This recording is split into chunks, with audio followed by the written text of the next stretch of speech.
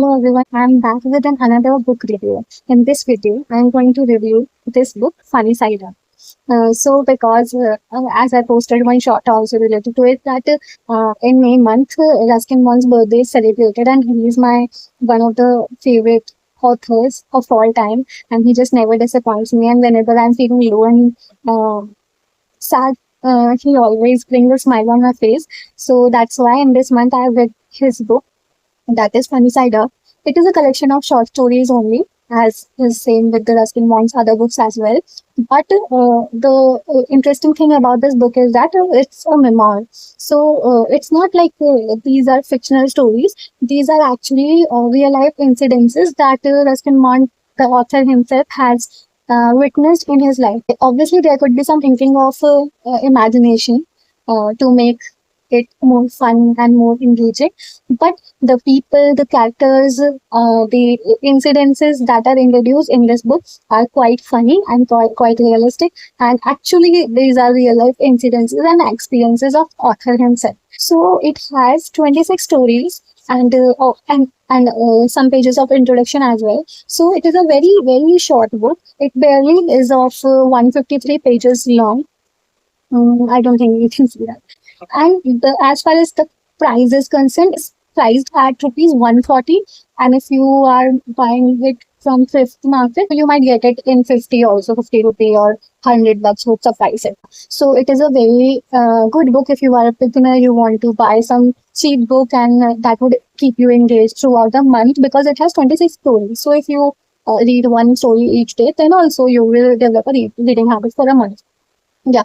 And if you want to gift it to anyone, even children, you can definitely give it during summer vacations. Like right now, it would be a great pastime for children. So yeah, you should definitely think about it. Now, what's interesting about this book is that sometimes it happens that when you read Ruskin Bond's a couple of books, you might catch repetitive stories in that.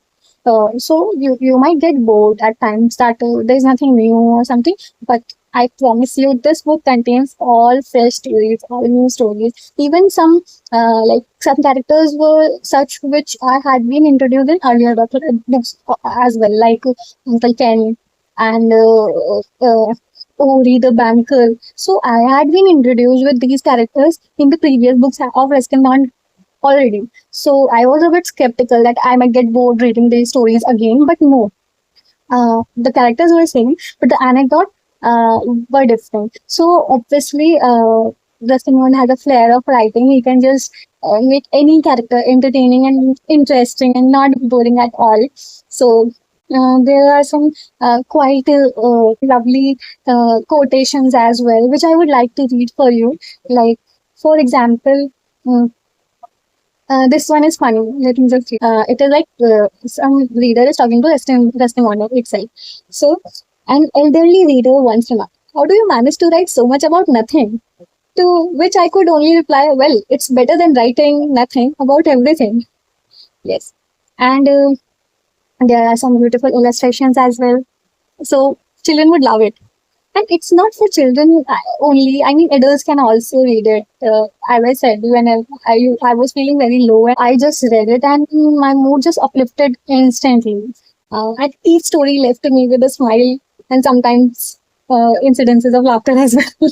There are some teachings from Ruskin Bond's granny, which I liked a lot. So I would like to read them. They are like maxims or proverbs. Yeah, I would like to read them as well. For example, there's God gave us our faces. We gave ourselves our expressions. Isn't it beautiful? Okay. Then another one is this is not from Granny, it's anonymous. Avoid long speeches. The less a man knows, the longer he takes to tell it. And another one is teacher is when a child crawls across the floor, grabs the leg of a chair, and stand up for the first time.